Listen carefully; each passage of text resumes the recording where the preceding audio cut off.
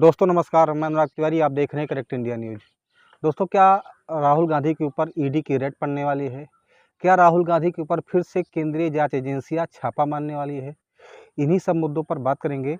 और बात इसलिए करना ज़रूरी हो गया है क्योंकि आज रात 1:52 में 1:52 फिर से सुनिए, रात 1:52 पर राहुल गांधी का एक ट्वीट आता है, जो कि आजकल एक्स पर जो है उनका ट्वीट चल रहा है। आप जानते हैं कि ट्वीट अब एक्स में बदल गया है।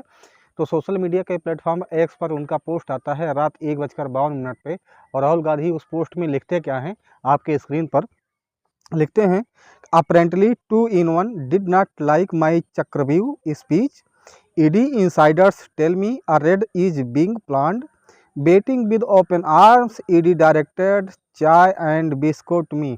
अगर इसका हम हिंदी में अनुवाद करें दोस्तों, तो हिंदी में इसका अनुवाद होगा कि आपके स्क्रीन पर देखिए, आपके स्क्रीन पर हिंदी में अनुवाद राहुल गांधी के ट्वीट का, मेरे चक्रव्यूह वाले भाषण से वो इतने परेशान हो गए हैं कि सुनने में आया है कि ईडी मुझ पर छापा डालने वाली है या छापा मारने वाली है। आइए, खुली बाहों से आपका इंतज़ार कर रहा हूँ, चाय और बिस्कुट मेरी तरफ से। इस ट्वीट का, इस मैसेज का क्या मतलब निकाला जा सकता है? आप जानते हैं कि इन समय राहुल गांधी हमेशा सुर्खियों में छाए रहते हैं। लगातार वो संसद के अंदर सत्ता पक्ष के ऊपर लगातार हमले कर रहे हैं। जैसा कि आप देख रहे हैं कि हर मुद्दों पर राहुल गांधी मुखर होते हैं, वो चाहे मूलभूत कोई समस्याएं हों या देश के मुद्दे हों, या आप जान रहे हैं कि अग्निवीर जैसे मुद्दों पर, किसानों के मुद्दे पर, महिलाओं के मुद्दे पर। आप देख रहे हैं लगातार संसद में राहुल गांधी एक एक मुद्दे पर वो हमेशा सत्ता पक्ष सवाल करते दिख रहे हैं। और उनका ये कहना है कि मेरा जो चक्रव्यूह वाला भाषण था जो संसद में मैंने दिया था, उस पर आप सत्ता पक्ष इतनी बौखला गई है कि वो मेरे ऊपर ईडी की रेड डाल रही है। तो ऐसा राहुल गांधी का आरोप है। हालांकि आगे क्या होगा, 2-4 दिनों में ये देखने को मिलेगा कि वास्तव में क्या ये राहुल गांधी के ऊपर ईडी की रेड पड़ती है कि नहीं पड़ती है, यदि पड़ती है तो क्यों पड़ती है, या पड़ने का रीज़न क्या है। और इन सभी मुद्दों पर ये आज पहली बार नहीं है कि राहुल गांधी के ऊपर ये ईडी की रेड आज पहली बार पड़ रही है। इससे पहले भी ईडी के ऊपर रेड पड़ी है और कई कई घंटे तक पूछताछ हुई है, राहुल गांधी से हुई है। और आप जानते हैं उनकी माताजी सोनिया गांधी जी से कई बार कई कई घंटे तक ईडी की रेड पड़ी है और कई कई घंटे तक सोनिया गांधी से पूछताछ हुई है। तो आज ये पहली बार नहीं है, लेकिन ये जो मैसेज निकल के आया है रात 1:52 पे, आखिरी रात में 1:52 पे इतनी क्या उत्सुकता हो गई, या आखिर इससे क्या खलबली मच गई कि राजनीतिक हलचल इतना तेज़ हो गया कि राहुल गांधी को ये मैसेज करना पड़ा। और इस मैसेज से पूरी तरीके से राजनीतिक कमोबेश में पूरी तरीके से हलचल मचा हुआ है कि आखिर राहुल गांधी ऐसा कर क्यों रहे हैं या कह क्यों रहे हैं। जैसे ही राहुल गांधी ने अडानी और अंबानी के ऊपर बात किया, जैसे ही वो बात करते हैं अडानी और अंबानी के ऊपर, उनके ऊपर पूरी तरीके से उनको घेरने की कवायद चल पड़ती है। अगर वो किसी स्पीच में बात करते हैं या किसी सदन में बात करते हैं, तो अडानी अंबानी को लेकर तो वो पूरी तरीके से सत्ता पक्ष के लोग उनको घेरने की कोशिश करते हैं। कि राहुल गांधी ने एक मामले में मोदी और चोर वाला बात उन्होंने कहा था, और उसमें जो है उसमें पूरी तरीके से गुजरात के एक अदालत में राहुल गांधी के ऊपर एक व्यक्ति ने, जो कि भाजपा का ही कार्यकर्ता था, वो राहुल गांधी को जो है गुजरात की अदालत में उनके ऊपर केस करता है। और परिणाम ये निकलता है कि राहुल गांधी को मैक्सिमम 2 साल की सज़ा मिलती है। अब आप जानते हैं कि अगर किसी को मैक्सिमम 2 साल की सज़ा मिलती है और अगर वह सांसद पद पे है, तो उसकी सदस्यता पूरी तरीके से 6 साल के लिए ख़त्म हो सकती है, ख़त्म हो जाती है। और हुआ भी वही, राहुल गांधी की संसद सदस्यता ख़त्म हुई, और इतनी जल्दी ख़त्म हुई कि उनको तत्काल संसद सदस्यता ख़त्म कर दी गई, रद्द कर दी गई, और उनका घर भी छोड़ दिया गया। मतलब इस तरीके से ये जो है सत्ता पक्ष की एक, मतलब किस तरीके से वो चाल पर चाल खेल रहे हैं, और या राहुल गांधी को पूरी तरीके से डिमोटिवेट कर रहे हैं कि राहुल गांधी को किसी तरीके से उनकी राजनीतिक करियर को ख़त्म किया जाए। अच्छा, यही नहीं, उनकी जो है उनका मकान भी छीन लिया गया। उनकी राजनीतिक करियर में एक बड़ा धब्बा लगा कि उनकी संसद सदस्यता रद्द हुई। और उसके बाद क्या हुआ दोस्तों, उसके बाद अब जो है एक नया मामला निकल के आया है कि उनको सुल्तानपुर की, उत्तर प्रदेश में सुल्तानपुर की अदालत में उनको पेश होना पड़ा। अब वह भी मामला है, आप जानते हैं कि राहुल गांधी 2018 में एक तथाकथित स्पीच में ये बोल दिए थे कि जो है भाजपा ने एक ऐसे व्यक्ति को अध्यक्ष बनाया है कि वो, उसके ऊपर खून का आरोप है। ऐसा जो है राहुल गांधी का तथाकथित आरोप था। और उस समय के उनका जो हमला था, आप जानते हैं कि वो उस समय के अध्यक्ष अमित शाह के ऊपर था। और आज जो है वो वर्तमान में गृह मंत्री हैं। तो इस तरीके के हमले जो है राहुल गांधी के ऊपर लगातार किए जाते हैं और उसका परिणाम आज सुल्तानपुर में जो है उनको सुल्तानपुर की अदालत में उनको अभी कुछ दिन पहले उनको पेश होना पड़ा था। तो इस तरीके के जो हमले हो रहे हैं राहुल गांधी पर, लगातार उन पर साजिश पे साजिश, साजिश पर साजिश रची जा रही है। तो उसका एक मेन मोटो यही है कि किसी तरीके से राहुल गांधी की राजनीतिक करियर को कमज़ोर करना है, उनके एक राजनीतिक पॉलिटिकल करियर को किसी तरीके से वीक करना है, ताकि जो है सत्ता पक्ष हमेशा विपक्ष के ऊपर या जो है अपनी मुद्दों पर हावी रहे और उसको कोई छेड़ने वाला, कोई टोकने वाला, कोई प्रश्न ना करने वाला मिले। तो लेकिन राहुल गांधी की एक भूल कि राहुल गांधी कभी भी इन जैसे चीज़ों से वो डरते नहीं हैं। आपने देखा पिछले दिनों किस तरीके से वो अडानी अंबानी के ऊपर लेकर सवाल करते रहते हैं। हालांकि जो चक्रव्यूह वाली बात है कि राहुल गांधी जो ये लगातार अपने मैसेज में कर रहे हैं कि मुझे ईडी के अंदर से जो है ये मैसेज मिला है, ये जानकारी मिली है कि मुझ पर ईडी की रेड पड़ने वाली है और मैं खुली बाहों से जो है ईडी का स्वागत करता हूँ।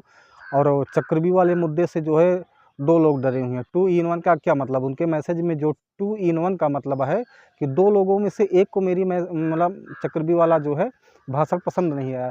तो आखिर वो कौन 2 लोग हैं और 2 लोगों में कौन 1 लोग ऐसे हैं जो चक्रव्यूह वाला मैसेज राहुल गांधी का उस व्यक्ति को पसंद नहीं है। तो आप जानते हैं उनका 2 लोगों को हमला किस पे हो सकता है लगातार, या तो अडानी अंबानी के ऊपर हमले करते हैं और या तो मोदी और अमित शाह के ऊपर वो हमले करते हैं। लेकिन अडानी अंबानी के ऊपर तो ये मैसेज है नहीं। ये मैसेज वही भारतीय जनता पार्टी के 2 वरिष्ठ नेता, एक प्रधानमंत्री नरेंद्र मोदी जी के ऊपर और एक जो है गृह मंत्री अमित शाह के ऊपर, लगातार उन्हीं दोनों लोगों के ऊपर वो टारगेट करते हैं। तो मुझे लग रहा है ये मैसेज उन्हीं 2 लोगों के ऊपर है और इसी बात पे लेकर वो जो है हमेशा मुखर रहते हैं। हजारों साल पहले हरियाणा में कुरुक्षेत्र में एक युवा को, अभिमन्यु को 6 लोगों ने चक्रव्यूह में मारा था। 6 चक्रव्यूह में फंसाकर मारा था। सर, चक्रव्यूह के अंदर डर होता है, हिंसा होती है और अभिमन्यु को चक्रव्यूह में फंसाकर, ट्रैप कर 6 लोगों ने मारा। मैंने चक्रव्यूह के बारे में थोड़ी रिसर्च की और पता लगा कि चक्रव्यूह का एक दूसरा नाम होता है पद्मव्यूह, मतलब लोटस फॉर्मेशन। तो जो चक्रव्यूह होता है स्पीकर सर, वो लोटस के शेप में होता है, कमल के फूल के शेप में होता है। 21वीं सदी में सर एक नया चक्रव्यूह तैयार हुआ है स्पीकर सर, वो भी लोटस की शेप में है सर, और उसका चिन्ह प्रधानमंत्री जी अपनी छाती पर लगा के चलते हैं। सर, जो अभिमन्यु के साथ किया गया था, जो अभिमन्यु को चक्रव्यूह में फंसाया गया था, वही हिंदुस्तान के साथ किया गया है। हिंदुस्तान के युवाओं के साथ, हिंदुस्तान के किसानों के साथ, हमारी माताओं बहनों के साथ, स्मॉल बिजनेसेस के साथ, मीडियम साइज बिजनेस के साथ। सर, अभिमन्यु को 6 लोगों ने मारा था। उनके नाम द्रोणाचार्य, कर्ण, कृपाचार्य, कृतवर्मा, अश्वत्थामा और शकुनी। सर, आज भी चक्रव्यूह के बीच में 6 लोग हैं। सर, चक्रव्यूह के बिल्कुल सेंटर में, चक्रव्यूह में हजारों लोग होते हैं सर, मगर उसके बिल्कुल सेंटर में 6 लोग कंट्रोल करते हैं। तो जैसे उस टाइम 6 लोग कंट्रोल करते थे, वैसे आज भी 6 लोग कंट्रोल कर रहे हैं चक्रव्यूह को। नरेंद्र मोदी जी, अमित शाह जी, मोहन भगवत जी, अजीत दोवल जी, अंबानी और अडानी जी कंट्रोल कर रहे हैं। उद्धव बाला साहब ठाकरे की गुट का नेता जो है, आप संजय राउत को जानते हैं, फायर ब्रांड नेता हैं शिवसेना के। उद्धव बाला साहब ठाकरे के गुट के हैं और इनका ये क्या कह रहे हैं कि ये कह रहे हैं कि ऐसा जो है साजिशन के तहत किया जा रहा है और ये जो जांच एजेंसी राहुल गांधी के ऊपर छापा मारने की बात चल रही है, ये ऐसा नहीं है कि ये भारत में हो रहा है। इसकी साजिश भारत से बाहर यानी विदेशों में साजिश रची जा रही है। और जब से राहुल गांधी या विपक्ष के नेता जो है पूरी तरीके से मोदी जी को सदन में एक्सपोज किए हैं, वो उसी बौखलाहट से पूरी तरीके से वो राहुल गांधी के ऊपर ईडी की रेड मारना चाहते हैं। तो आप देखिए उद्धव बाला साहब ठाकरे गुट के नेता, फायर ब्रांड नेता संजय राउत का वो बयान तो किस तरीके से सत्ता पक्ष को घेरने की कोशिश कर रहे हैं। आप देखिए संजय राउत का बयान। ये कहा है राहुल गांधी जी ने, जो भी सरकार के खिलाफ आज जोर शोर से अपना आवाज बुलंद कर रहे हैं लोकतंत्र बचाने के लिए, उनके सबके खिलाफ एक साजिश रची जा रही है और ये साजिश यहां नहीं विदेश की भूमि पर रची जा रही है। ये मैं आपको बता रहा हूं। कुछ भी हो सकता है, हमले भी हो सकते हैं हमारे सबके ऊपर, राहुल जी के ऊपर।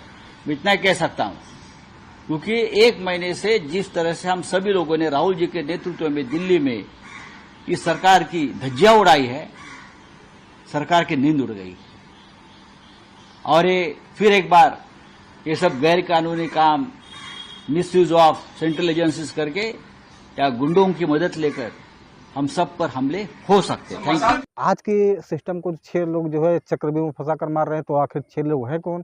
राहुल गांधी को 6 लोगों का नाम आखिर में कौन कौन थे, किसका नाम बताए थे? वो 6 लोगों का नाम वो बताए थे। तो पहली बात तो नरेंद्र मोदी जो कि प्राइम मिनिस्टर हैं, और अमित शाह जो कि होम मिनिस्टर हैं यानी गृह मंत्री हैं, 2 लोग हो गए। और आरएसएस चीफ बताए थे मोहन भागवत, 3 लोग। एनएसए चीफ अजीत डोभाल, और उसके बाद जो है अडानी और अंबानी, ये 6 लोग, ये लोग बता रहे हैं 6 लोगों को मिलाकर आज का चक्रव्यूह में नरेंद्र मोदी या भारत सरकार जो है पूरी तरीके से भारत की जनता को अपने ट्रैप में, अपने जाल में, अपने चक्रव्यूह में फंसा कर जो है उनको परेशान कर रही है। तो यही चीज़ जो है राहुल गांधी का, ये मुझे लगता है यही वाला भाषण जो है, जो चक्रव्यूह वाला भाषण ये है, इसी चक्रव्यूह वाले भाषण से कहीं न कहीं सत्ता पक्ष के लोग नाराज़ हैं, और उसके परिणाम स्वरूप जो है वो ईडी की रेड जो है राहुल गांधी पर मारने वाले हैं। इन सब चीज़ों पर हमारी नज़रें गड़ी रहेगी कि आखिर राहुल गांधी के ऊपर ईडी की रेड पड़ती है कि नहीं पड़ती है, सीबीआई की रेड पड़ती है कि नहीं पड़ती है।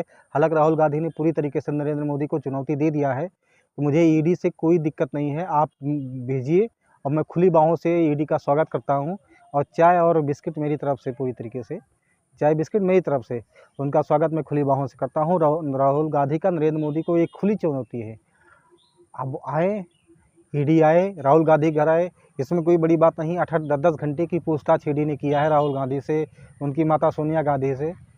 तो राहुल गांधी आज छोटे मोटे नेता नहीं, बड़े परिपक्व नेता है। आप भले उनको बापू पप्पू जो मन कहे, हज़ारों करोड़ रुपए खर्च करके आपने बनाया, और पूरी तरीके से राहुल गांधी 2 बार अपनी पदयात्रा से भारत को जब नाप दिए, पूरी तरीके से पैदल अपनी पदयात्रा से अपने पगों से पूरे भारत को नाप दिए, 2-2 बार, एक बार नहीं 2-2 बार।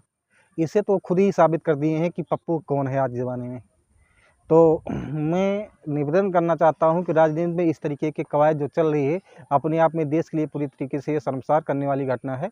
और इस पर दोस्तों आपका क्या कहना है? अपने विचार आप कमेंट बॉक्स में साझा कर सकते हैं, और आप जो है इस वीडियो को लाइक भी कर सकते हैं, और लेकिन सब्सक्राइब जरूर कर दीजिए।